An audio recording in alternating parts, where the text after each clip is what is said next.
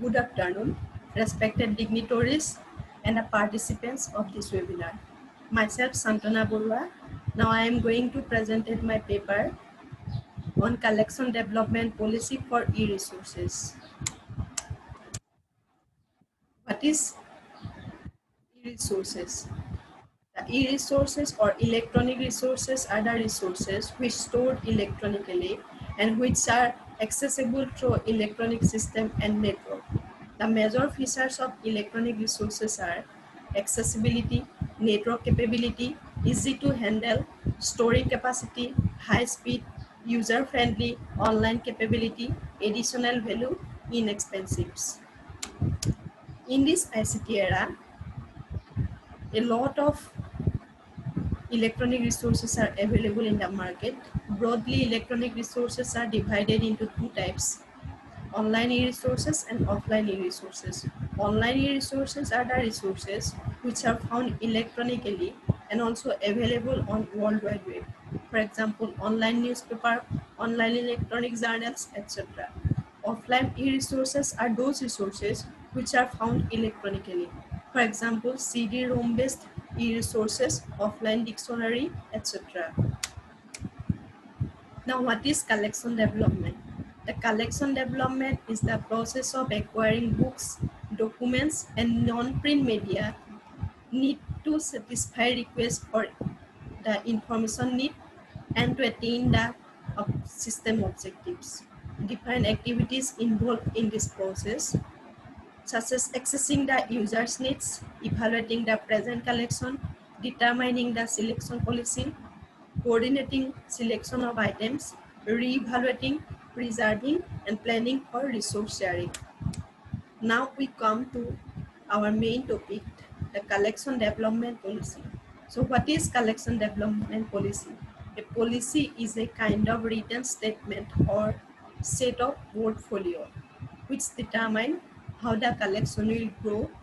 It provides guidelines for staff that how to select reliable and authentic materials or documents. It sets the priorities for what is purchased. According to American Library Associations, state that the collection development policy are documents which define the scope of a library's existing collection, plan for the continuing development of resources, identify collection strength, and outline the relationship between the selection philosophy and institution goals, general selection criteria, and intellectual freedom. The collection development policy for e-resources. We already discussed that collection development policy acts as a guide for selecting library materials. It helps to library cooperation and communication between the library staff.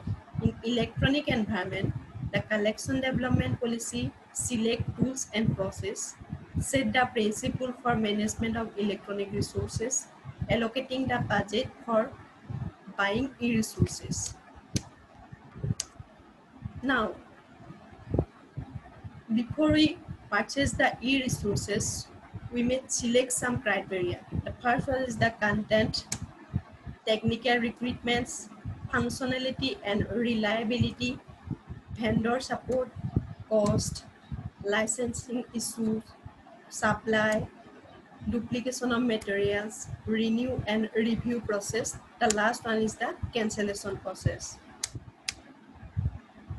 Now we discussed broadly on this point. The first one is the content. The content must be authentic, current, reliable, and should be updated regularly. It will help in adding depth to the existing collection. It should be accurate, relevant, and precise comparison in print as well as electronic format. The next one is the technical requirements. It will assigning the availability of remote access and standalone. It will help in checking the authentication of the IP address, hardware and software compatibility and capability, helps in storage and maintenance. It acts as a platform which facilitate access to e-resources. The next one is the functionality and reliability. It concerns with the search and retrieval functions such as truncation, browsing, search history, exporting and downloading of contents, helps in storing and ranking abilities for database result, also involves integration, reliability, and availability. The next one is the vendor support. The vendor should be reputed reliable.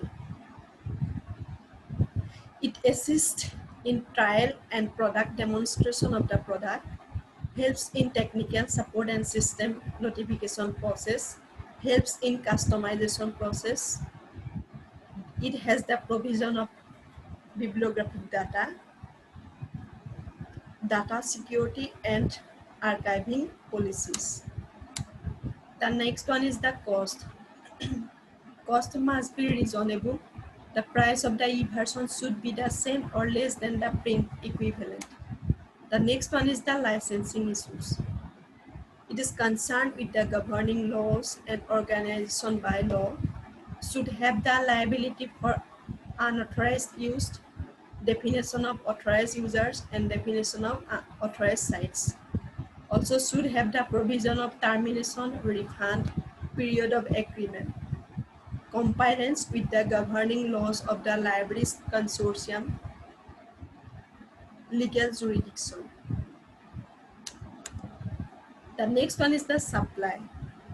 It involves in purchase model, pricing model, concerned with the access option like single user or multiple user, helps in archiving and post-termination right, maintenance fees, cancellation right.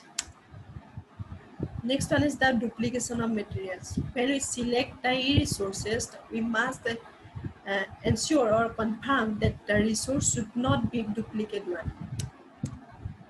The next one is the review and renewal process. It is applicable if the resources continue to be relevant to library user. It helps in comparing one resources to another resources based on the uses. It delivers the value for money and time and check the user appropriate level content.